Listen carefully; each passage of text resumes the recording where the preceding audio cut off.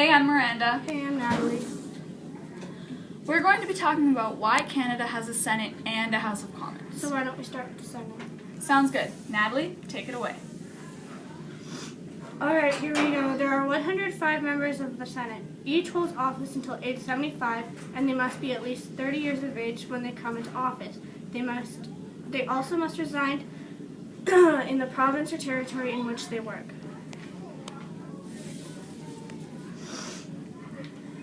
They are appointed, not elected, by the Governor General in recommendation of the Prime Minister. Their roles include approving or rejecting bills the House of Commons introduces. They may introduce their own ideas, bills, or any other concepts other than taxes and spending public money. That is the House of Commons' job.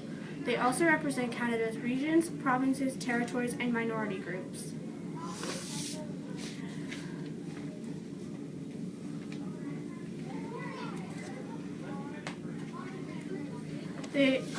No law can be introduced until it has been passed by the Senate. Through a senator's committee work, they study major social, legal, and economic issues. The seats in the Senate are given and placed evenly throughout the room for each of the major regions' leaders. That about sums it up. That's great, Natalie. Yeah, absolutely. Why don't you take it from here to the House of Commons? Yeah, sure.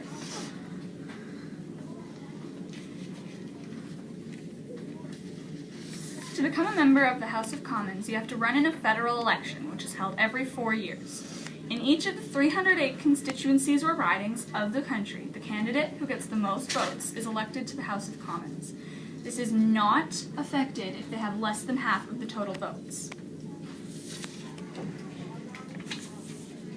The seats in the House of Commons are roughly distributed in proportion to the population of the province or territory. So basically, the more people in the province or territory, the more members in the House of Commons. Every province and territory must have at least equal House of Commons members and Senate members.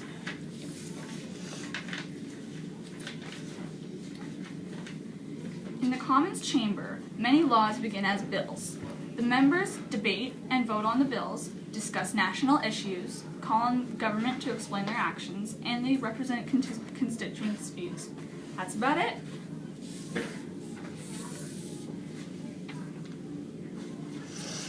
I'll start with the differences between the two. First, the House of Commons is lower in power than the Senate, and in order to pass a bill as law, the idea has to go through the Senate after the House of Commons to be approved and made into a law. The House of Commons represents the people, and the Senate represents on a larger scale, and they represent the minorities. Why don't you sum it all up? All right.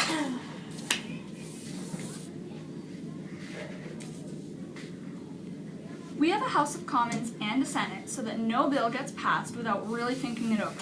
This way, our government can be very sure that passing a bill is a good, safe idea and that it will be the best for the entire country. The Senate will make sure that the idea, bill, or law is fair to every Canadian citizen before it is passed so that there will be no conflict about it. Thanks.